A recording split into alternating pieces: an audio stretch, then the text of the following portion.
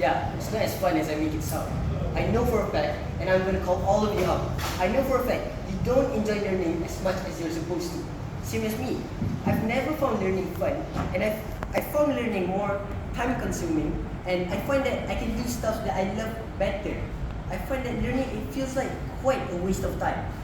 But all of the things that I do today is a result of my consecutive learning. Either consciously or subconsciously, we are actively learning. For example, I'm talking today. It's due to the fact that as a child, I used to learn how to talk. I see that my parents, they're talking with each other, and I actively see and I try to replicate that. And one day, I decided to go up to my parents and I decided that, hey, today I'm going to see mama and I'm going to disappoint my dad. And I did that. And as a result, I learned more and more. And nowadays, today, I can speak confidently in front of all of you. But realize that learning, over time, it gets harder. Okay, so from learning how to speak, it goes to the point where I learn how to walk. I learn how to walk and I stumble and I try again. And it reaches to the point where we come to the stage of academic learning. Right, for example, remember your first time inside of primary Vocal variation. For example, remember the first time that you stepped inside of school, you were learning subtractions, you were learning divisions, you were learning multiplications. Right, at first it seemed easy, but when you enter our stage, but when you enter our stage of learning, we're from 3s, we're from 4s, 15 and 16-year-olds. From learning photosynthesis, what's happening inside of the plants, we learn what's happening inside of the plants that is happening inside of the plants. Threefold harder, right? So, see that, I'm going to call you out once again.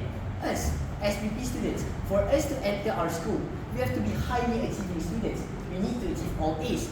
But suddenly, some of us, when we enter vocal variation.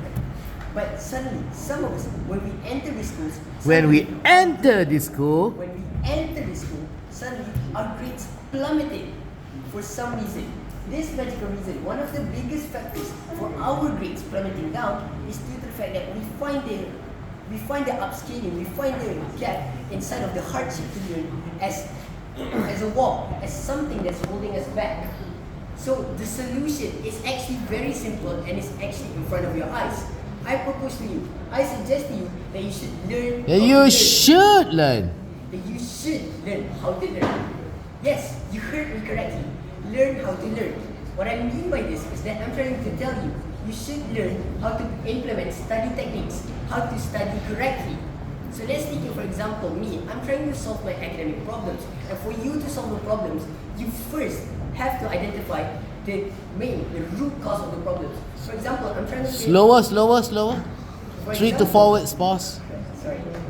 For example, I'm trying to fix this table. It's wobbly. For example, I'm trying to fix this table because it is wobbly. For example, I'm trying to fix this table because it's wobbly. First of all, I would have to identify the root problem. First of all, I will have to identify the root cause of the problem. Pause, come on. First of all, I would have to identify the root cause of the problem.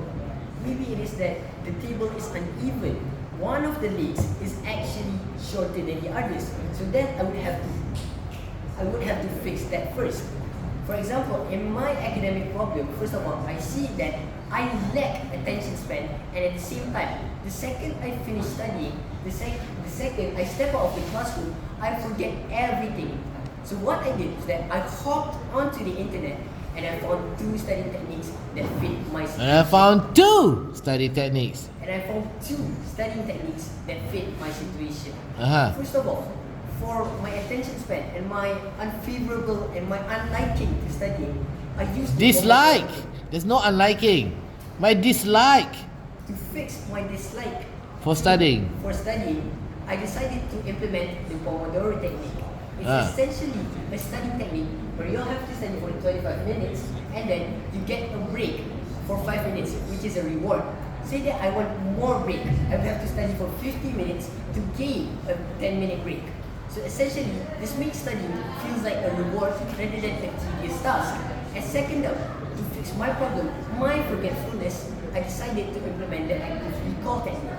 Basically, it's where if I'm studying, I'll ensure that I can I'll ensure that I can tell you each and every one of the details of the book that I've just studied. Therefore, before I go out of the classroom, I ensure that I've studied all materials and I can rehearse it. Slow. Repeat the sentence.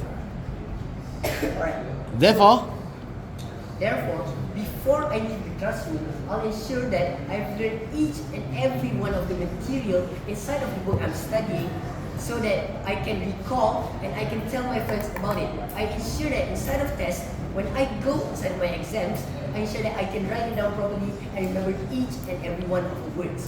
So what I'm trying to tell you today is that for you to achieve academic success, it's not hard. It's as simple as that. You have to learn how to learn. Study how to study. That is all from me. Thank you very much. okay.